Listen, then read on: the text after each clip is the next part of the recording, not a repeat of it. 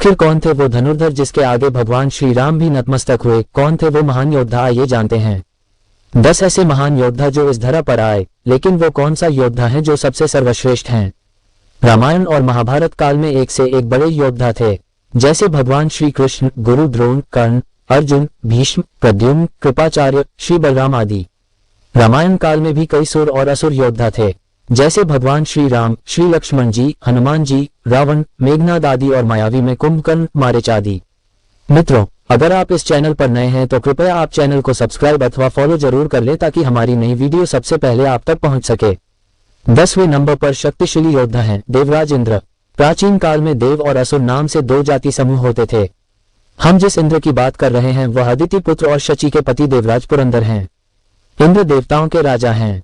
देवराज इंद्र के पास कई तरह के अस्त्र और शस्त्र थे, लेकिन उनमें से सबसे शक्तिशाली अस्त्र वज्र था। इंद्र मेघ और बिजली के माध्यम से अपने शत्रुओं पर प्रहार करने की क्षमता रखते थे। अगले 9वां नंबर पर शक्तिशाली योद्धा हैं महान राजा बलि। असुरों के राजा बलि की चर्चा पुराणों में बहुत होती है। वह अपार शक्तियों का स्वामी लेकिन धर्मात्मा थे। दान पुण्य करने में वह कभी पीछे नहीं रहते थे। उनकी सबसे बड़ी खामी ये थी कि उन्हें अपनी शक्तियों पर घमंड था और वह खुद को ईश्वर के समकक्ष मानता था और वह देवताओं का घोर विरोधी था। भारतीय और हिंदू इतिहास में राजा बलि की कहानी सबसे महत्वपूर्ण मानी जाती है। राजा बलि की सहायता से ही देवराज इंद्र ने समुद्र मंथन किया था। समुद्र मंथन से प्राप्त जब अमृत पीकर देवता अमर हो गए, तब बलि ने देवताओं से बदला लेने के लिए घोर तपस्या और धरती का सबसे शक्तिशाली व्यक्ति बन गया। केरल में आज भी महाबली की याद में ओणम पर्व मनाया जाता है। 8वां नंबर पर शक्तिशाली योद्धा हैं भगवान परशुराम। भगवान परशुराम ने देवों के देव महादेव से शिक्षा ली थी। वहीं से उन्हें शस्त्रों में परशु फरसा और अस्त्रों में दिव्य धनुष मिला था। लगभग सभी दिव्यास्त्र सिवाय प्रस्वापास्त्र और पाशुपतास्त्र के उनके वश में थे। इसके अलावा उनके पास श्रीहरि का दिया हुआ सुदर्शन चक्र भी था।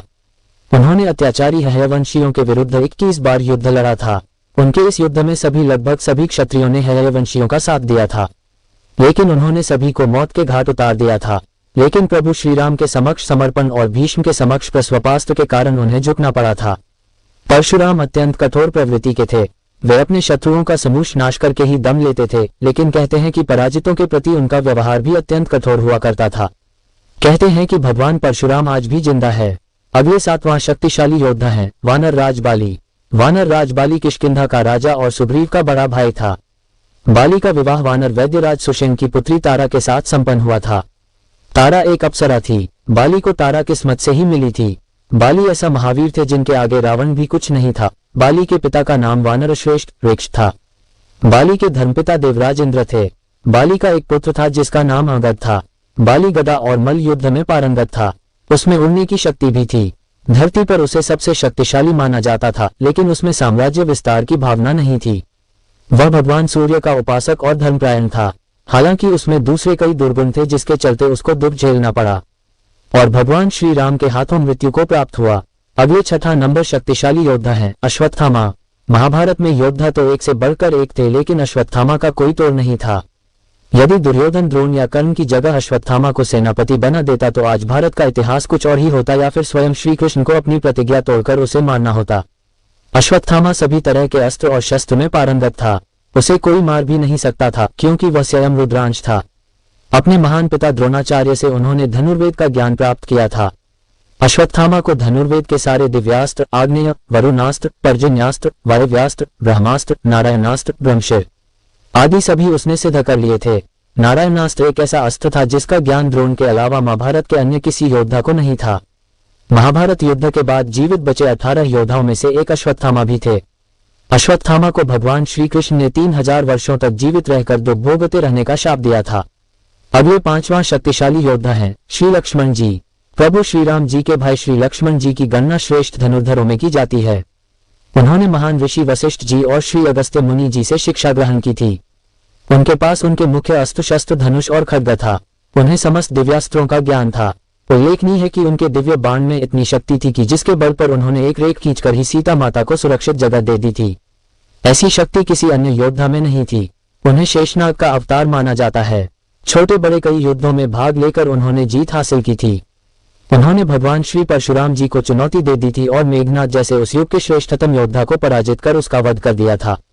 लेकिन वे लव और कुश के हाथों उन्होंने पराजय को स्वीकार कर लिया था। अब ये चौथा शक्तिशाली योद्धा है भगवान कार्तिकेय। श्री कार्तिकेय जी भगवान शिव जी और माता पार्वती जी के पुत्र हैं। भगवान कार्तिकेय जी ने कई युद्धों का संचालन किया। उनके साथ महावीर, वीरभद्र और नंदी भी रहते थे। भगवान शिव जी के दूसरे पुत्र कार्तिकेय को सुब्रमण्यम, मुरुगन और स्कंद भी कहा जाता है। उन्होंने मुख्यतः तारकासुर का वध किया था। कार्तिकेय की पूजा मुख्यतः दक्षिण भारत में होती है। इन्होंने स्कंद नाम से शासन किया था। इनके नाम पर ही स्कंद पुराण है। अगले तीसरा शक्तिशाली योद्धा है श्री हनुमान जी। श्री हनुमान जी श्री राम भक्त हनुमान जी भगवान शिव का अंशावतार हैं। उन्होंने मरुदगणों और विवस्वान अर्थात भगवान सूर्य से प्रशिक्षण लिया था। गदा और परिग विशेष प्रिय विवस्वान को अपनी बहुत कम आयु में पराजित कर बंदी बना लिया और यहाँ तक कि श्रीराम के अश्वमेध यज्ञ के समय एक विरोधी राजा के समर्थन में उतरे महादेव शिव को कार्तिकेय, श्री गणेश और वीरभद्र आदि गणों सहित अकेले पराजित कर दिया था। उन्होंने मेघनाद, कुंभकर्ण, रावण, इंद्र और यहाँ तक कि स्वयं श्रीराम का भी सफलतापूर्वक बराबरी से सामना किया था। उन्होंने हमेशा पराजितों के प्रति गरिमापूर्ण व्यवहार किया।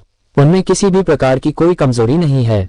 वे दिव्यास्त्रों का प्रतिरोध करने में प्रवीण अर्थात उनसे बचाव के तरीकों में माहिर थे और उन्होंने कपिंद्रास्त्र नाम के एक दिव्यास्त्र का विकास भी किया था। अब ये दूसरा शक्तिशाली योद्धा है प्रभु श्रीराम। प्रभु श्रीराम भगवान श्रीराम ने महर्षि वशिष्ठ, ऋषि विश्वामित्र और अगस्त्य मुनि से प्रशिक्षण लिया था। उन्हें समस्त दिव्यास्त्रों का ज्ञान और स्वयं भी एक नए दिव्यास्त्र रामास्त्र का निर्माण किया था।